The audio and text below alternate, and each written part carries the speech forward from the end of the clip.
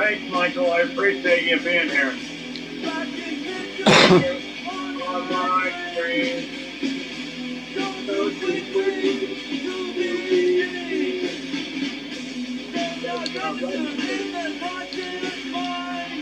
That's Jerry DeCamp and frequency 528.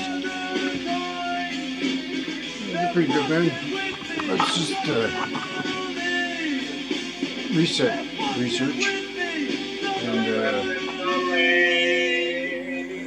craziness. Yeah, we live in a crazy world, man. Anyway, you could take Ray Kurzweil's How to Create a Mind, Genethics by Nutston, Forbidden Archaeology by Michael Cremo. Throw in a couple of books by Charles Fort. Maybe Dead Man's Secrets. And then Nostradamus by John Haig. I got two other Nostradamus books here too. We live in a crazy world, man. And I got to deal with a bunch of shit in my life. And just like anybody else. I mean, I got kids, I got grandkids. They're not close to me here now, but I mean, eventually, hopefully soon, maybe things will change for me. But at the moment, I'm just here in Toronto and trying to put all my pegs on the map and figure out what's going on. But today I was checking out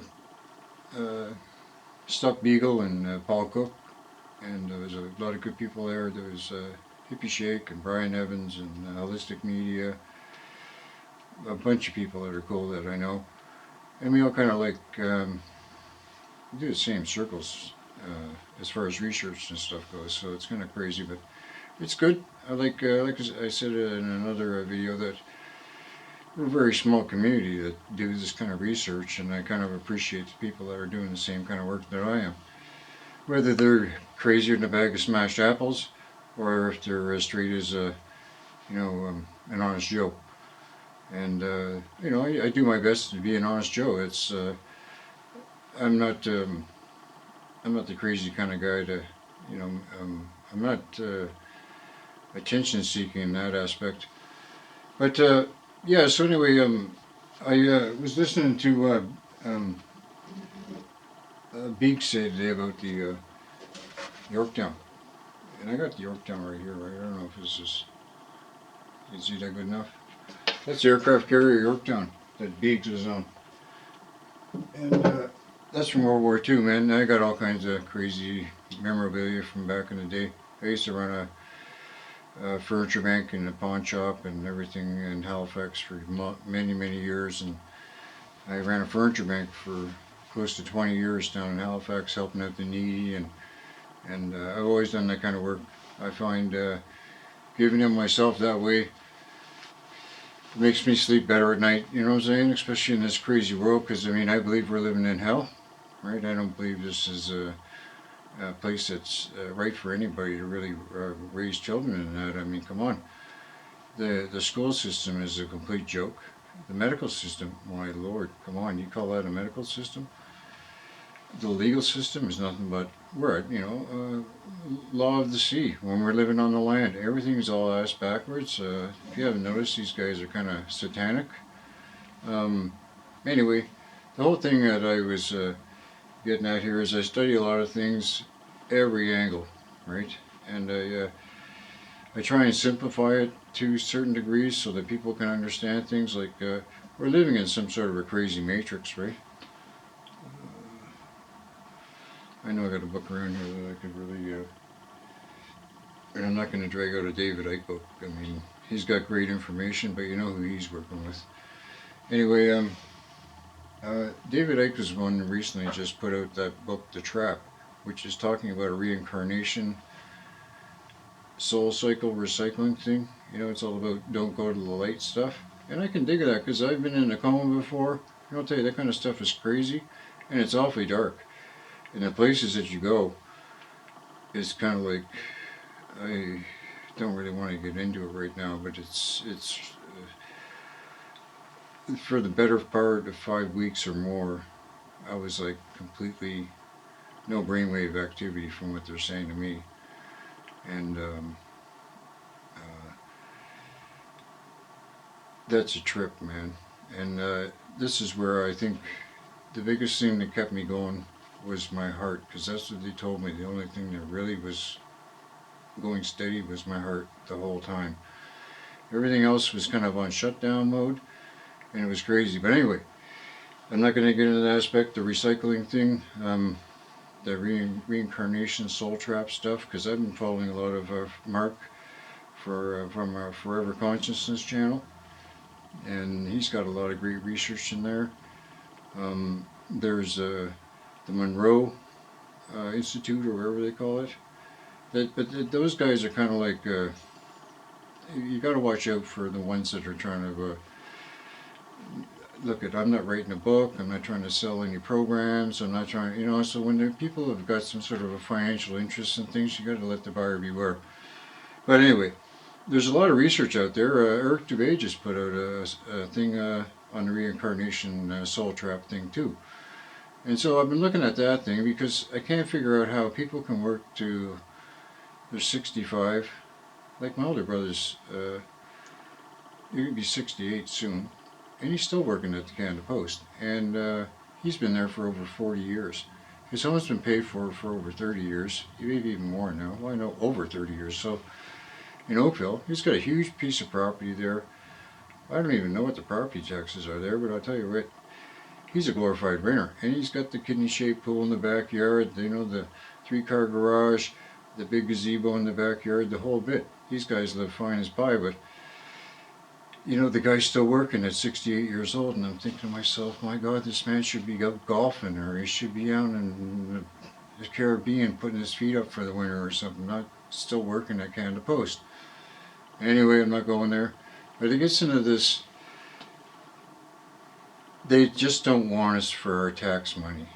They just don't want us for going out there and building bridges and roads and stuff like that. They're taking us for more than that. It's all about what's making you get up in the morning and go make that cup of coffee and have that cigarette. It's that get up and go. It's that loose. It's your personal energy that they're sucking. That's why the deal that I think it was the Roman Catholic Church made with the bankers, that they can keep all the money they want. The Roman Catholic Church wants the people's soul.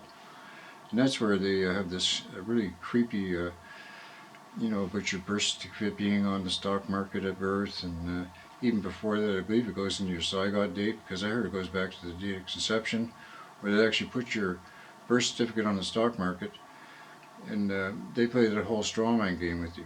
But that deal there was actually a deal called Unum Sanctum, and that's where Pope Innocent III, I think. No, it wasn't him. Pope Innocent. Can't remember the Pope's name.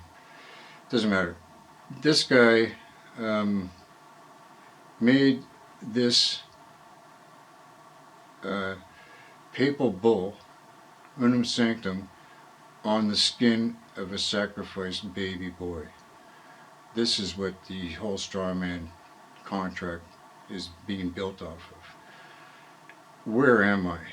I mean, am I supposed to explain this to my grandkids? Are you kidding me?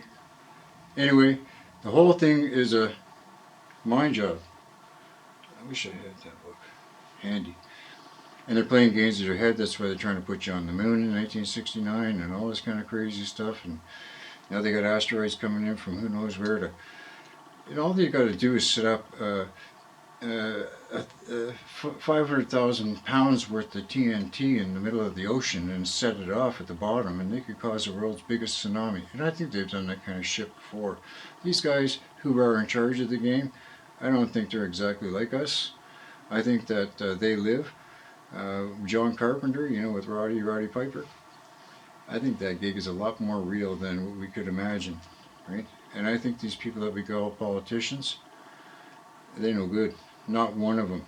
Anyway, anybody that's trying to push a politician or having anything to deal with that political system, and all these bloody grifters running around this countryside trying to push freedom and trying to make $1 off it, is crazy.